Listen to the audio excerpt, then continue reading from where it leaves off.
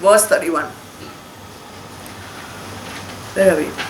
Nimittani cha pashyami viparitani Keshava na cha shreyo nupashyami hatva svajanamahave. Anju? And Keshava, I see omens of evil, nor do I see any good in killing my kinsmen in battle. And Keshava, one more new name for Lord Krishna, Keshava. Keshava is a name given to Lord Krishna because he was the one who killed the demon Keshi. Who was the demon Keshi? He was a demon that Kans had sent to kill all the Kids. newborn boys because he was afraid of being killed by them. So Keshi was killed, so his name became, the one who slayed Keshi becomes Kesha. And when do you worship Lord Krishna in the form of Keshav?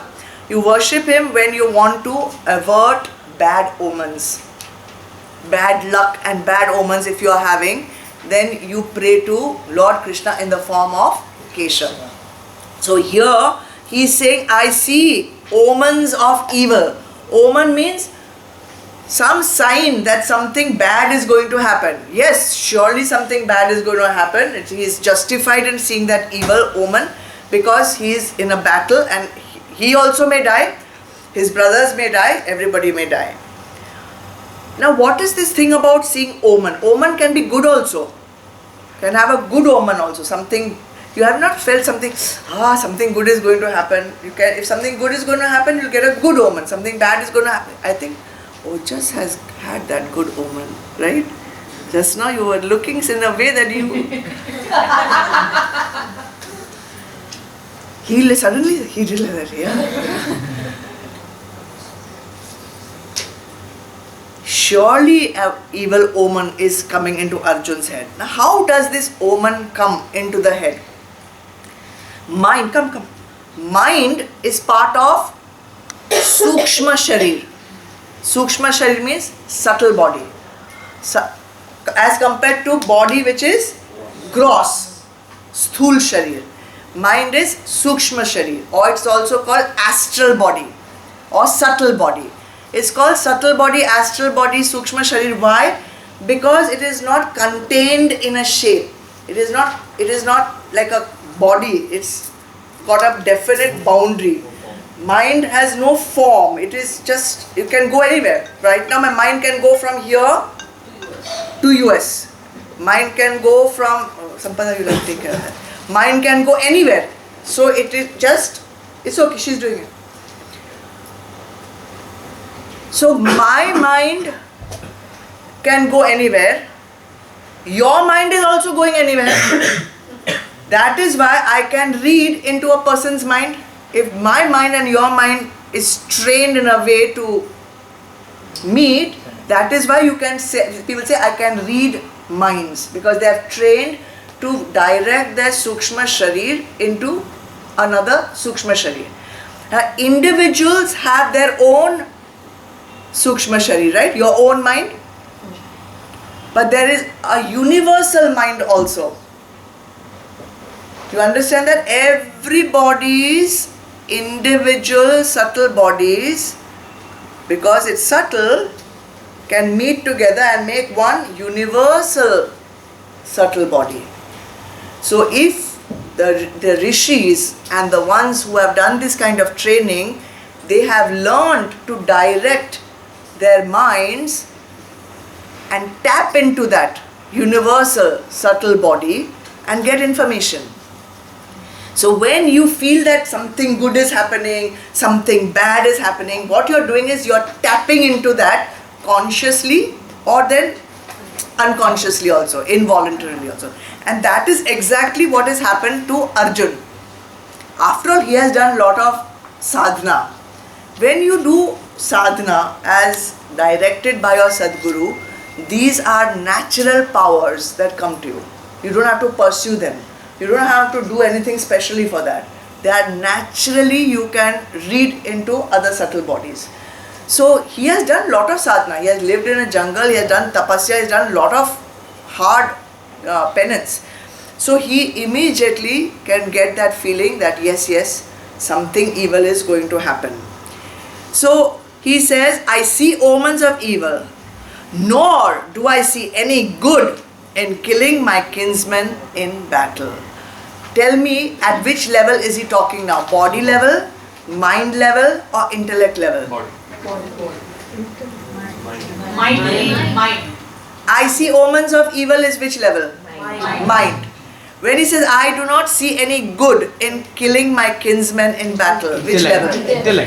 Intellect level. Because intellect is the one that decides between good and bad. That the job of the intellect is to judge. The correct job of the intellect is to judge what? Sat and asat. What is real and what is illusion. That is the real job of the intellect. But here, the intellect is not doing the real job. He is judging whether it is good to kill this enemy or not kill. So we have now come to the level of intellect. I do not see any good in killing my kinsmen in battle.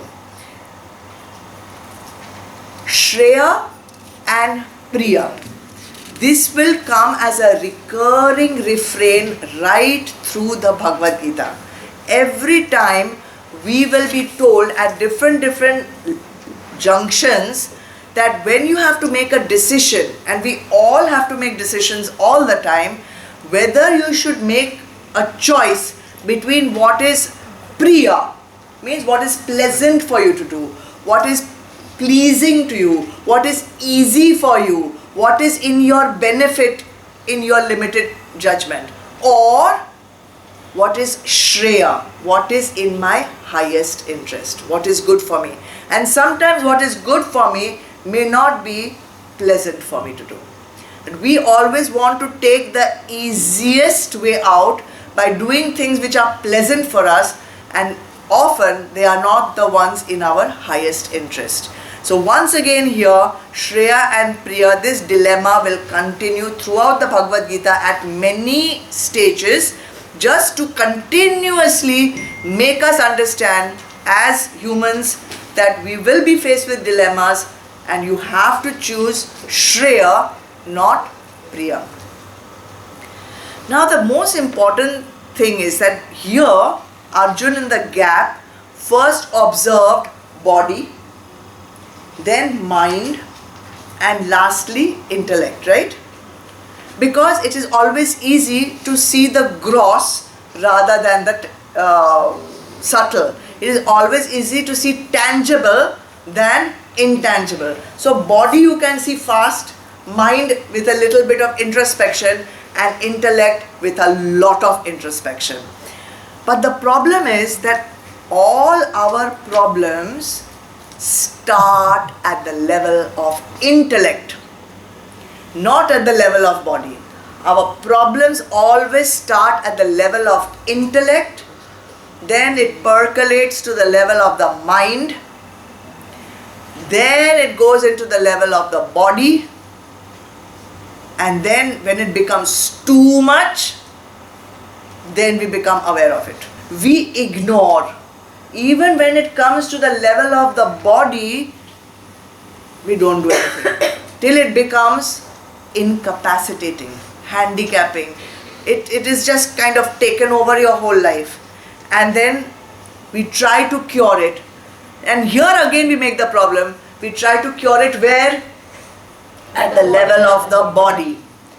But you cannot cure it at the level of the body, because the root cause of the problem at the level of the body is actually the level of the intellect. And that is why we are continuously in a losing battle, trying to control the body when we have not at all gone up to the level of the concept. So intellect is where the concepts are there. If you clear out your concepts, the mind and the body will follow suit automatically.